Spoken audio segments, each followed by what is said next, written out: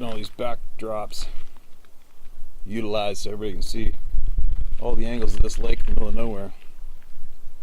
Listen to this one. I believe, it's the game warden, Doug Erickson, the game warden from Minnesota again. He told us about that intuition one with the guy, the Vietnam vet. It was really interesting to me. But listen to this.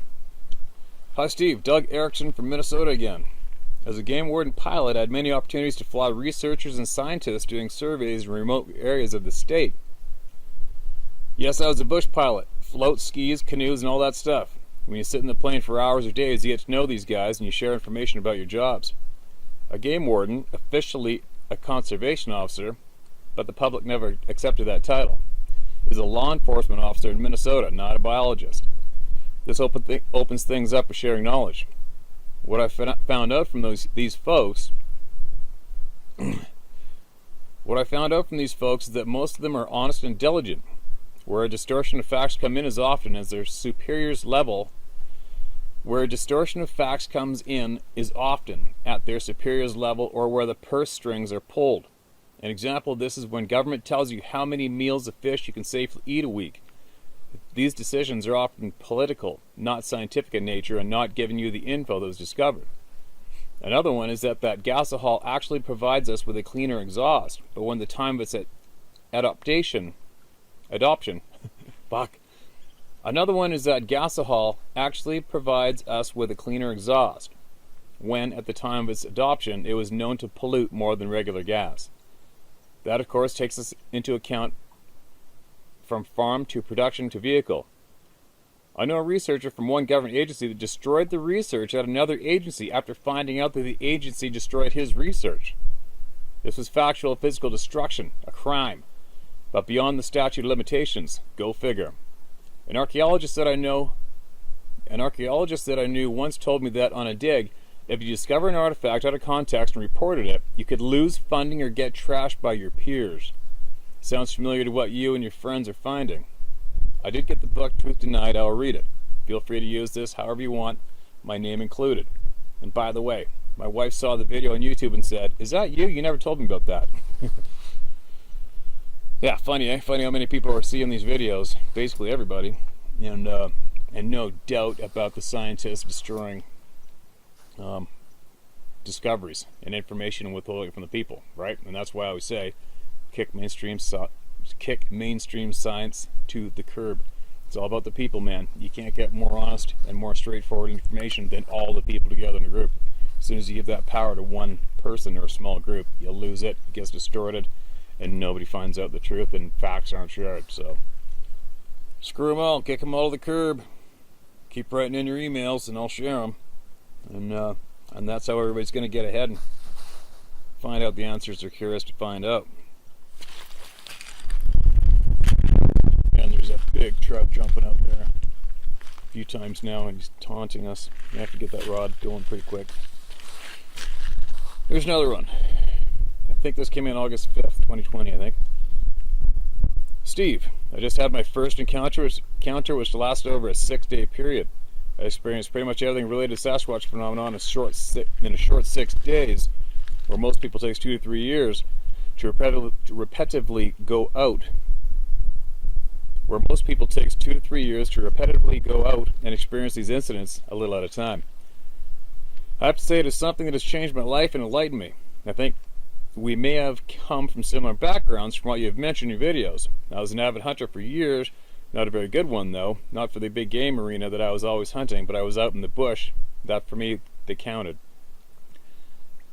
After my experience with the Sasquatch phenomenon, I have completely retired from hunting. I do believe these things can sense your mortal soul of who you really are. My theory is the frequency of your sightings may have something to do with the game that you are hunting, that they may consider disrespect to them. I know it sounds crazy, but it's just a feeling I have. They seem to be attracted to people like us. What I mean, they can sense a damaged upbringing, less than normal, shall I say. I do believe my experience as a young man, as bad as it was, activated a survival mechanism inside me that has made me the alpha male I am today. Wolves!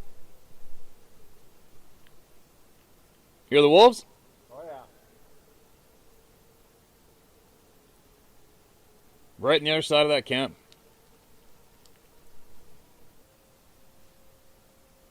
Loud though. Huh. After spending 20-something years in the military, I honestly can say thank God because I was able to cope and deal with the intensity required. I do admire your tenacity in what you do. I hope you get a chance to read this thing, although it's not long, which I know you hate, but I had a lot of things to say. If you're ever interested in any of the details of what I experienced, I'll give you a short version. Be safe out there, brother. There is something always watching. David. All right, thanks for the email, man. And just for a note for everybody, the emails are never too long. You got something you want to share and say it. I'm just here to help you out, support you, and be the voice, right? There's some weird sounds coming from the timber way back there.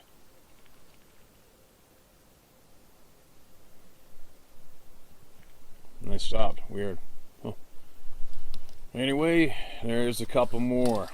And more and more and more and more and more, and they just don't stop.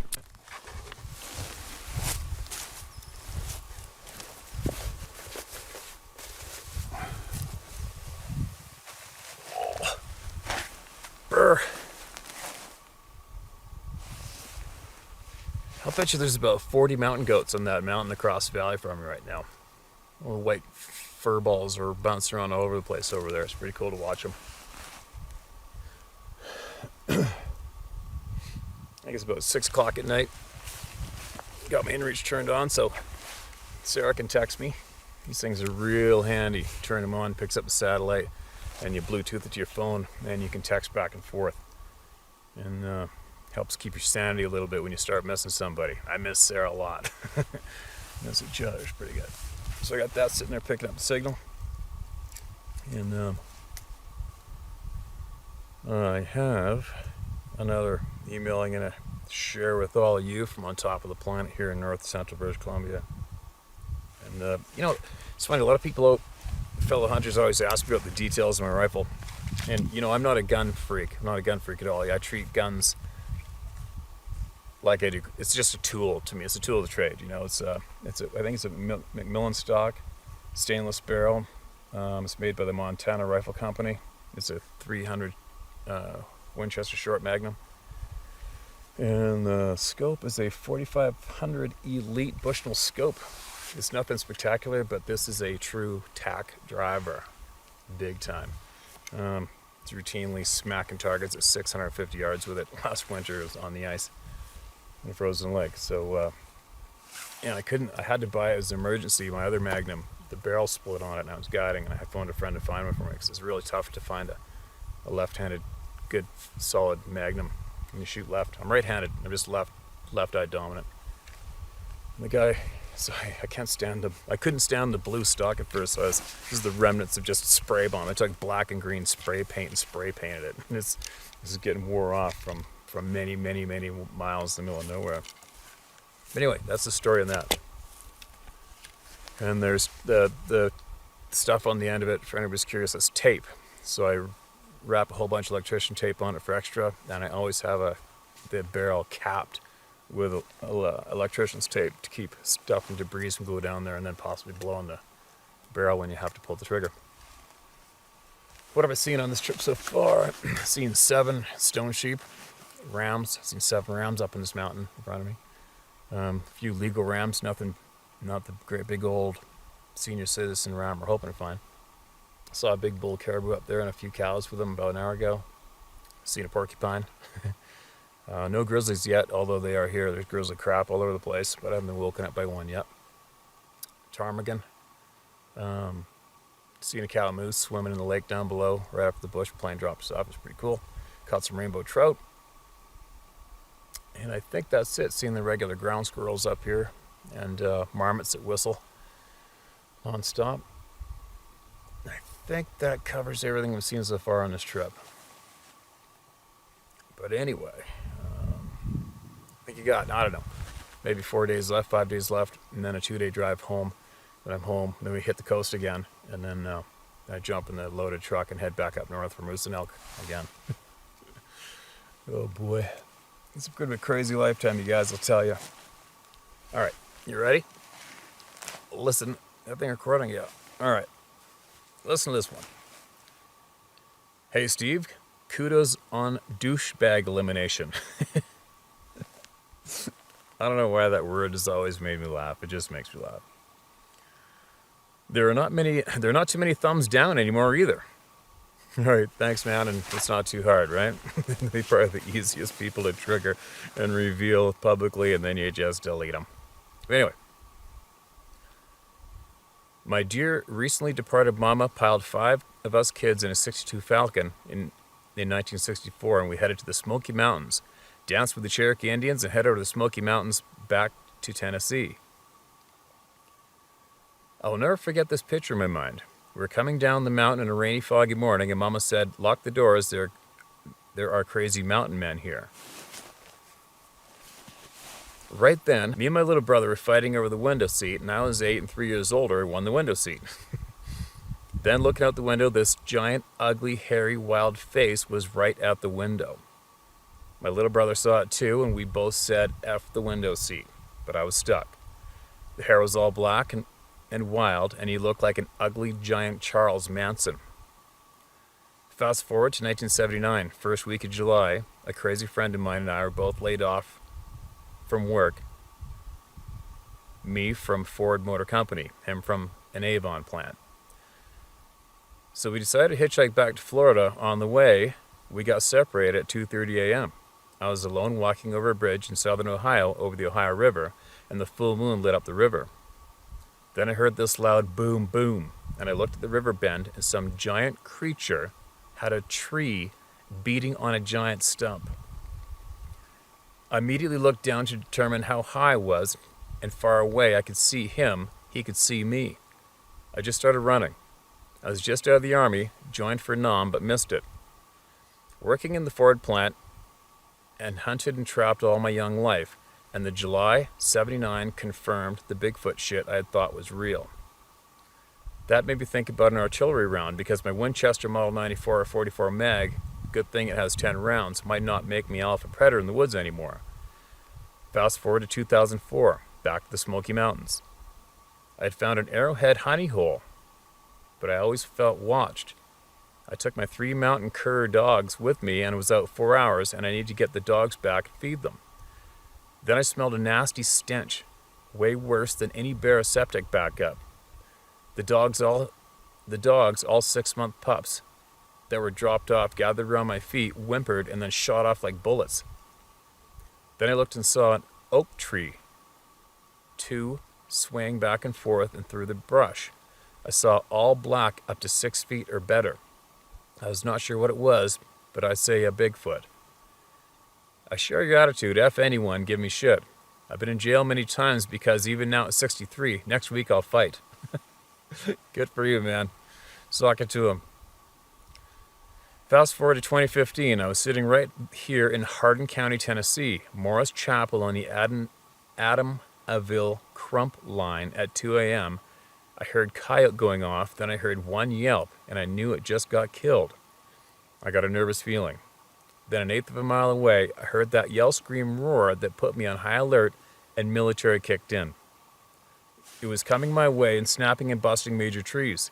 It slapped a house 2 houses away, and then the house next door, and then quiet.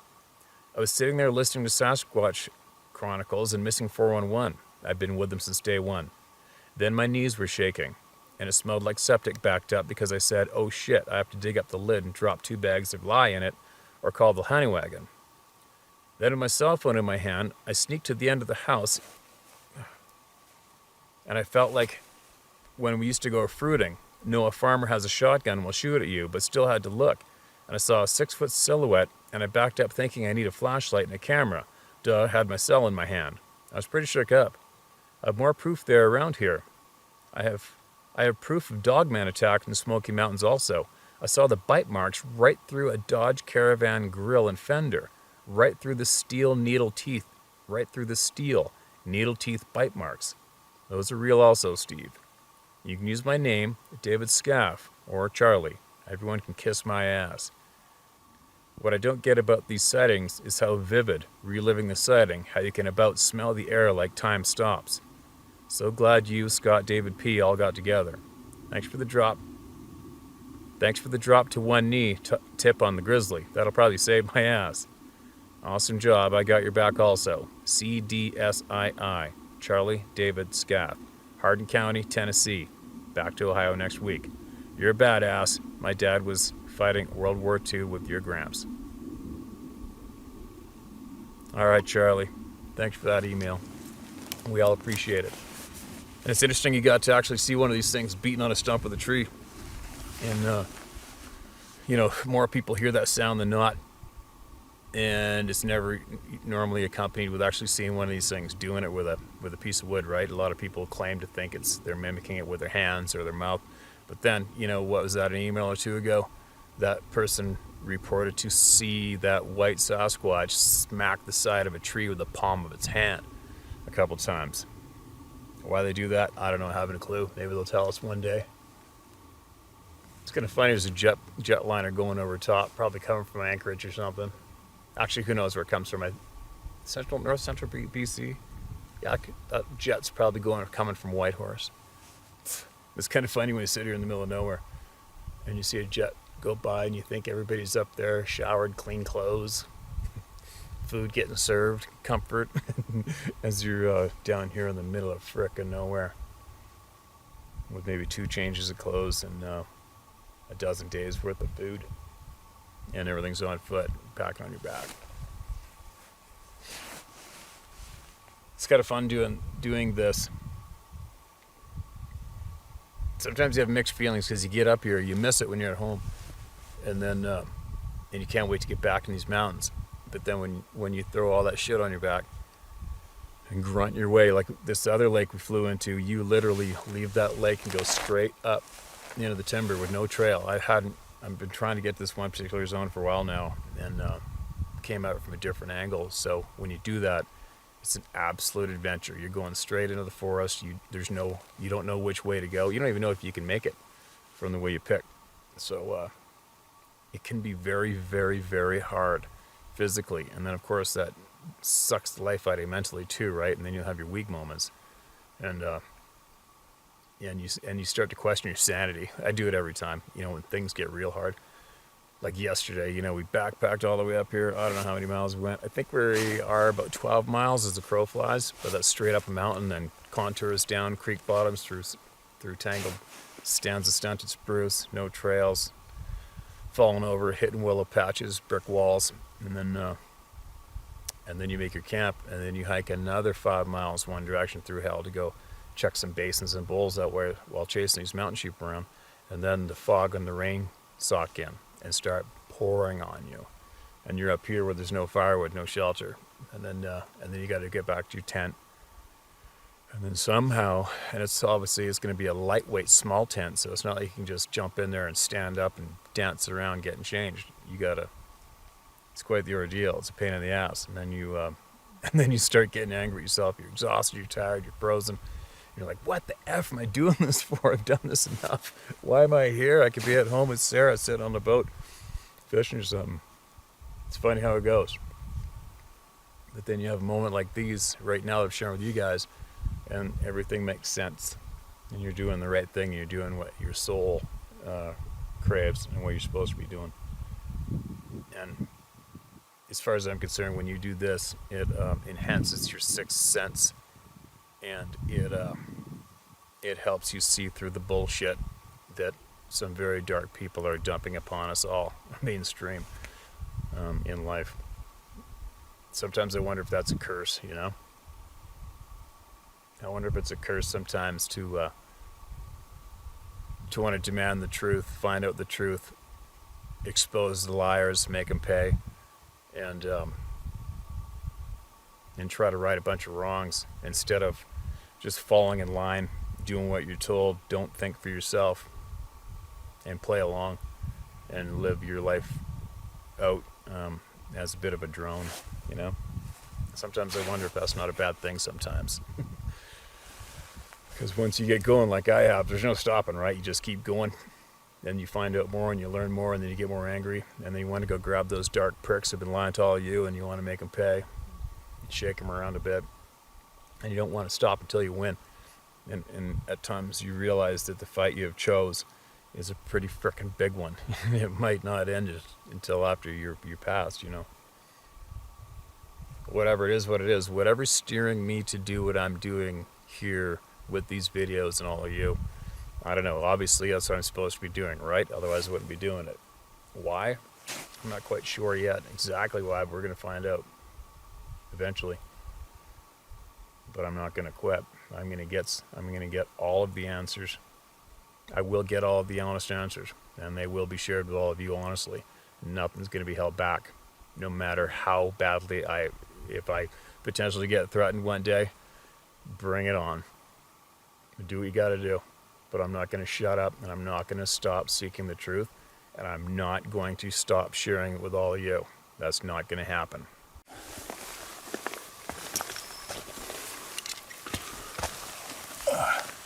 How's that for a backdrop?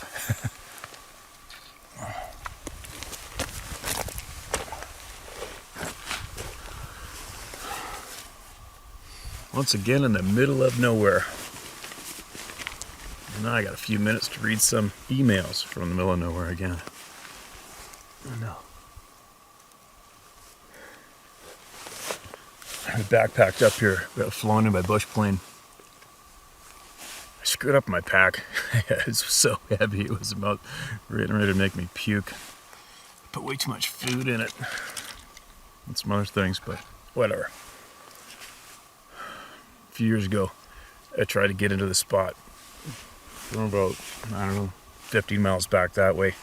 We made it to the top of that mountain right there. That highest peak. I stood on the top of that a few years ago. It was pretty wild. And then a blizzard came in and squashed our tents. We had to hike out of there in 2 feet of snow. It's really sucked.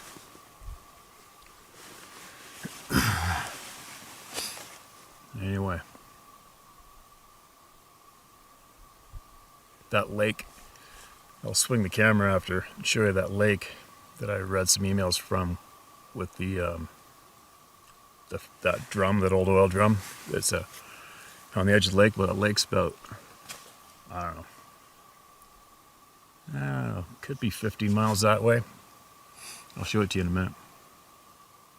A lot of people asked about how there were so many oil drums laying around in the middle of nowhere. It's actually, obviously, it's the same fuel drum. But it was obviously left over the bush plane, from a bush plane pilot. They, for years, they'd stash fuel along the routes up here. I guess not everybody was too keen on dragging home the empty cans, but whatever, it is what it is. Anyway, I'm going to read you one. See what we got here.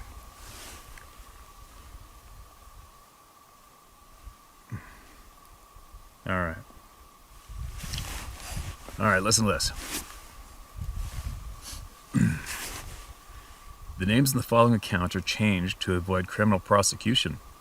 Both I and the man who told me of the incident are holders of now inactive top-secret clearances issued by DONCAF, Department of the Navy Central Education Facility.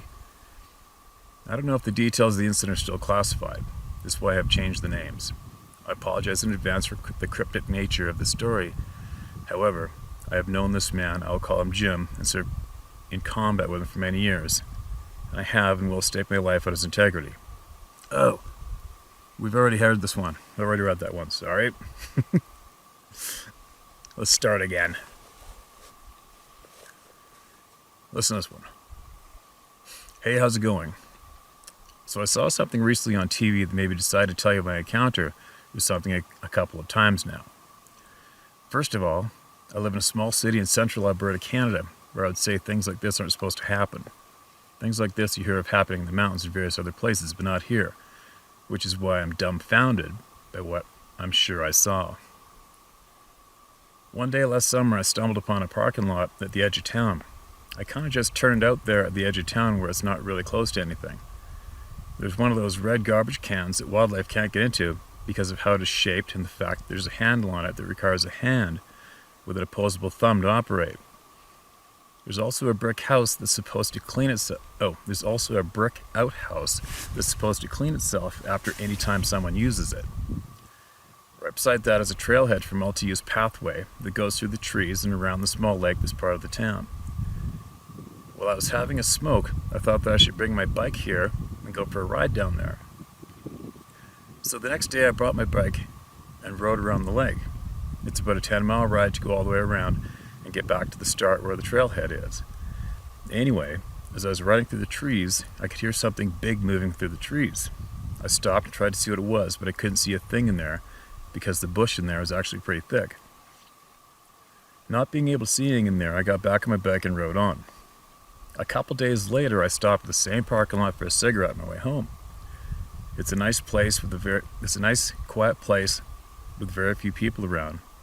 It's a nice, peaceful place. It's between 11:30 and 11:45 at night when I pull in there and the sun hasn't long been set. A full moon is rising in the east behind the trees in the far end of the parking lot. I get out of my car and light my smoke. I take a drag off it, and I hear the lid of the red garbage can dropping shut. It's loud enough that I turn my head to look. I can't really see because that part of the parking lot doesn't have much light from the rising moon because of the thick trees. I think that I can see something moving, but I can't see clearly enough, so I shrug it off.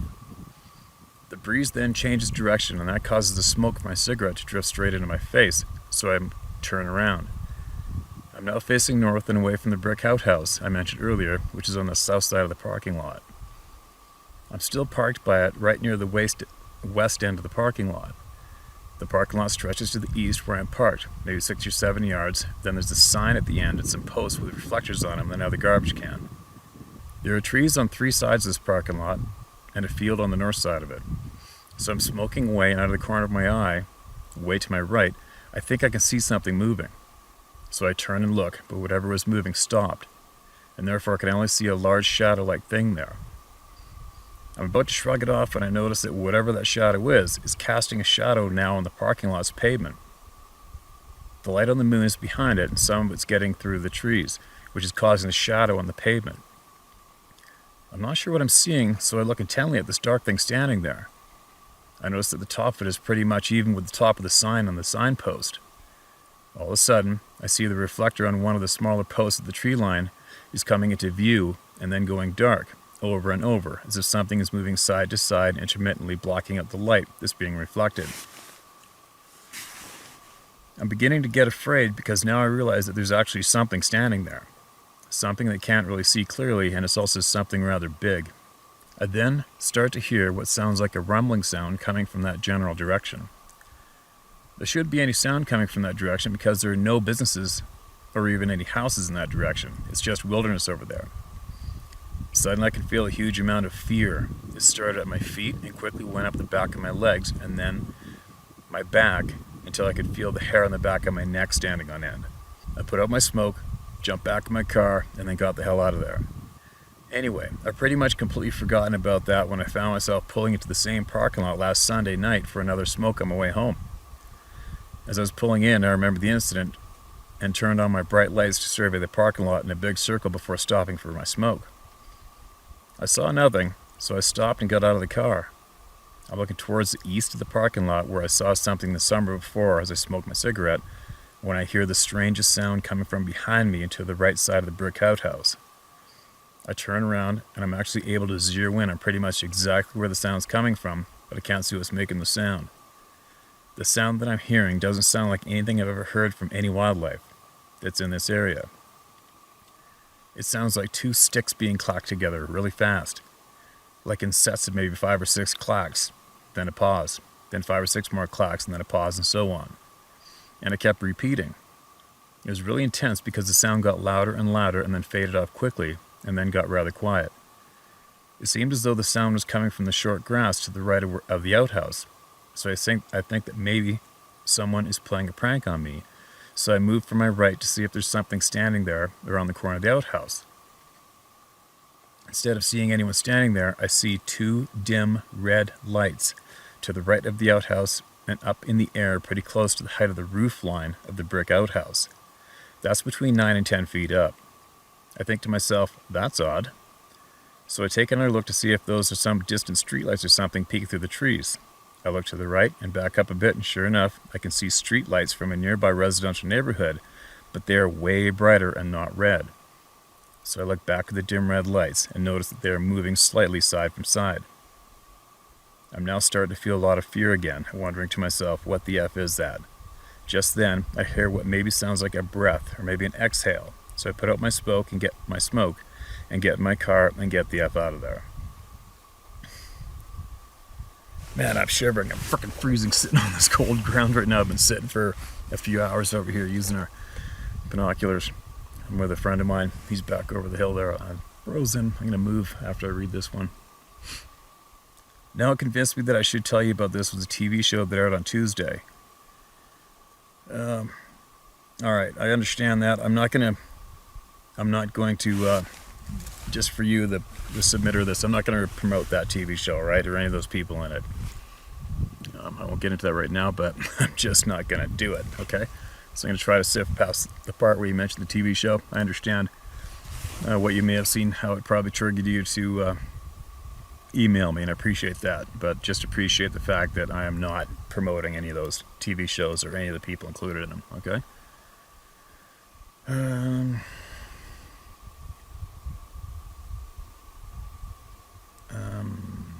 All right, here we go. After you watched the show, you claimed your heart was racing. I couldn't believe what I was seeing.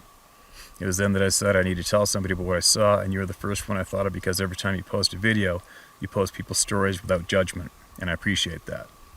I've been listening to the stories you tell from other people who have heard various encounters on your channel for a while now, and I've noticed that and never once thought that I would ever have any kind of encounter of my own, like ever in my life.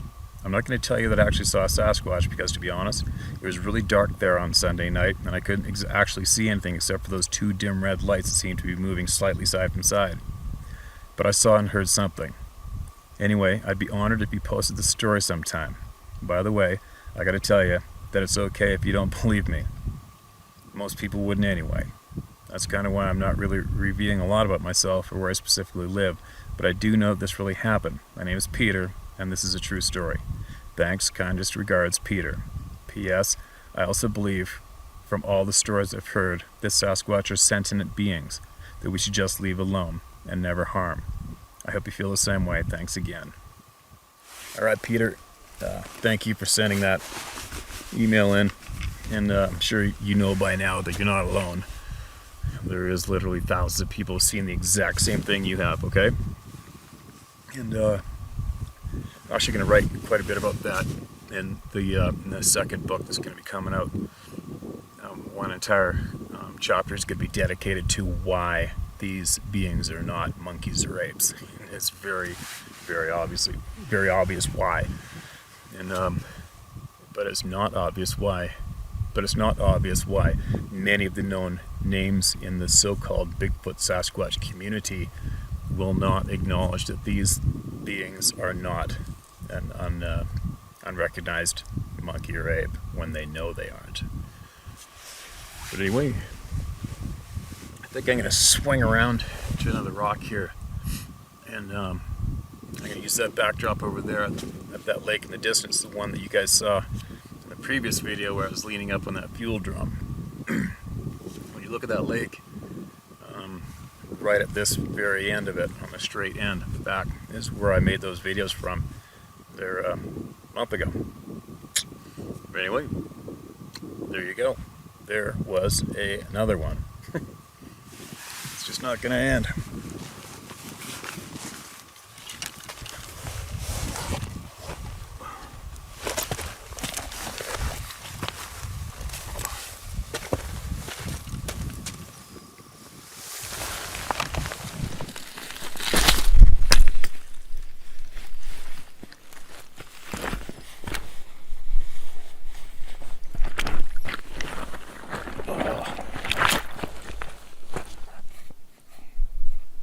Well, this backdrop's a little ridiculous.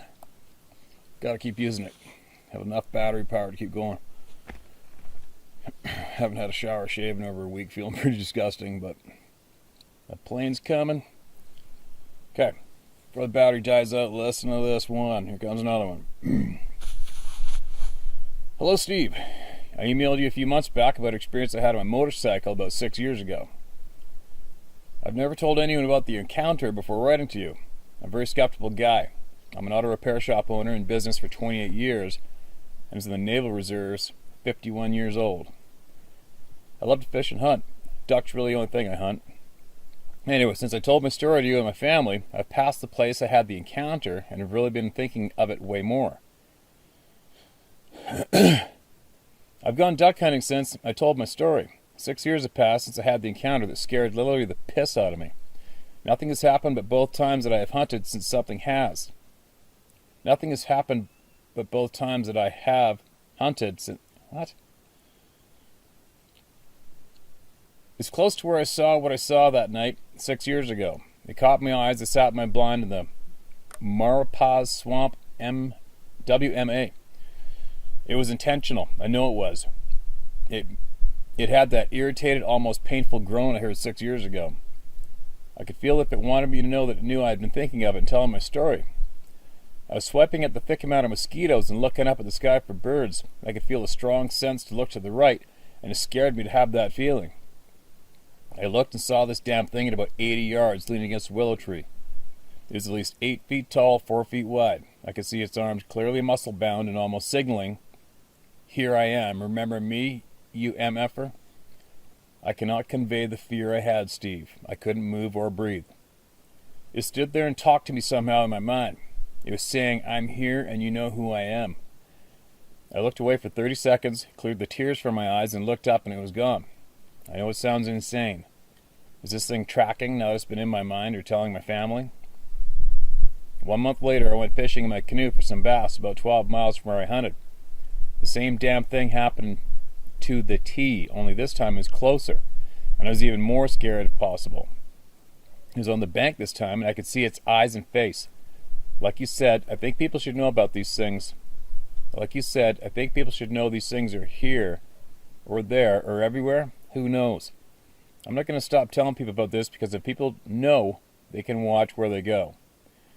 This bastard seems to know that I'm telling people. Thanks for all you do, Steve, and keep telling our stories. People need to know about these bastards. My name is Kelly Welch. Use my name if you want to, so others will know normal, everyday, skeptical 51-year-old men with teens and a wife can't be crazy.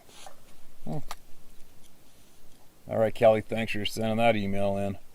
And yeah, it's kind of weird. That's happened to a lot of people. A lot of people comment that they have numerous experiences with the same thing. And the same as that mind-speaking shit that's been going on, too. That's not uncommon. It happens more often than it does. And I think more people got to talk about it so we can come up with the solid answers for it and figure out what's going on. It's kind of different. It's a confusing topic. But anyway, check out this backdrop. This is insane. Just watching 2-3 pound trout flying out of the water in the sunlight, crystal clear. Randomly caught a few. It's a pretty wicked place. And we are north central British Columbia. I'm not going to say where we are. We never do. But we're pretty far north. But anyway, I think I'll dig in here for another one. Hopefully that battery's still going. I'll see what I got here. Alright, well, I hope everybody can see that backdrop behind me. It's a real one. It's a real wicked one. And I got time, enough battery for one more email. It's another from British Columbia. My name's John. I've watched your channel for the past year and a half and thoroughly enjoy your enthusiasm for the outdoors and the unknown. I was born and raised in Fort St. John area, and I'm a proud member of an Aboriginal community north of the city. I'm pretty sure I know which one that is. I'm very familiar with Fort St. John, as you probably know. Having spent most of my childhood and early teens on the reserve hunting and fishing, my curiosity for what else may share the forest with always was in the back of my mind. And soon I began to ask our elders of it if there's anything our people may have encountered in the past. They shared with me stories of the Bushmen, wild people, not monkeys, that live deep in the bush and were treated with the same respect that any other creature that walks or swims or flies. That brings me to my experience. This happened in the fall of 2017 in an area I'm sure you're very familiar with, the Toshoti. Yeah, I actually guided a couple hilltops east from there for numerous years. Very familiar with that area, roughly. My hunting partner and I decided we would try our hands out at mountain elk, and we've only hunted the grain bowls of the Peace region. We planned an 8-day hunt, and after procuring a jet boat to take us up the Musquaw and then proceed up the Toshoti where we were on our way. Fast forward a couple days into our hunt, we set up spike camp at the bottom of drainage. After spending a full day looking for elk in the bowls up in the mountain, we came back to camp to recharge and make a plan for tomorrow. Laying in the tent, making dinner, we both began to hear something walking on the bluff above us. Thinking it's a bull coming down to the creek and still having legal light, we grabbed our rifles and slowly creeped out of the tent. As soon as we got out, the walking stopped. We stood there for what seemed like forever, and nothing, not a squirrel or a bird, made a sound, which was eerie. After thinking it moved on, we retreated back to the tent. As the zipper shut, the walking continued. After listening more attentively, it didn't sound like something walking on a floor, it sounded like bipedal to us. Thinking nothing more of it, we dozed off to sleep. Sometime during the night, I woke to rustling in the bush around us. I listened for a while, then dozed off again. I again awoke just before daybreak, but this time saw the tent above my head moving. It was as if something was trying to pinch the tent between an index finger and thumb. I instantly called out, "Hey!" and whatever it was moved away up the drainage on heavy feet. The next morning we decided to move back to the base and hunt close to the river the remaining days. Me and my partner never spoke of what happened that night and haven't since. Thanks in advance if you share my story. I'd appreciate it if you didn't use my name, as Fort St. John is a small town and my reserve even smaller. Haha, I apologize, it's a little long. Stay safe, Steve, and most of us all thank you for being our voice. Alright, man. Thanks for that email. And as you know, you're not alone. Spent a couple of buddies of mine in Fort Nelson. They one was an outfitter for many years, and they do a lot of hunting. And they were from where you were, I think 2 years ago. They were about 3 drains east of you, and not quite to Tetza, but more your side of Tetza. And they got woke up at 4 o'clock in the morning with trees getting the hell beat out of them, knocking sounds. They said it sounded like logs getting beat on the side of big trees, and they couldn't believe how loud it was. So yeah, I guess there's stuff going on around there, even though there's like shit. You know how many hunters are around there. There's lots, but stuff goes on around there. There's been footprints found by the bridge, the highway bridge in Fort Nelson. There's been numerous sightings around Muncha Lake. I've seen the signs of them.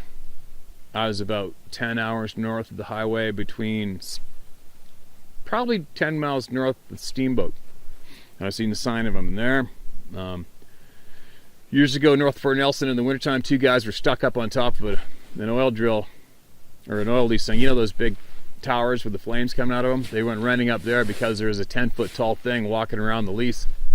They kept squatting down looking up at them, and it stayed there for a couple of hours. And that made the news and everything. There's a bunch of news companies came up before Nelson for that call. But anyway, I wouldn't be so shy about wouldn't be so shy about talking openly about it. I'm sure there's numerous people in your band that have had experience with these things. I know a few people in your band up there. I've worked with them in the bush. Good people. And the Peace River, Chetwynd, Tumba Ridge, where else? Hudson Hope. All along the Peace, there's a whole pile of activity along there too. It seems, I'm finding that where there's elk, there seems to be a lot of activity from these beings, these people too. So there you go, man. You're not alone. Thanks for the email. And if anybody out there else wants to email me, you can do it at tommystoryhowtohunt.com or sharemystoryhowtohunt.com.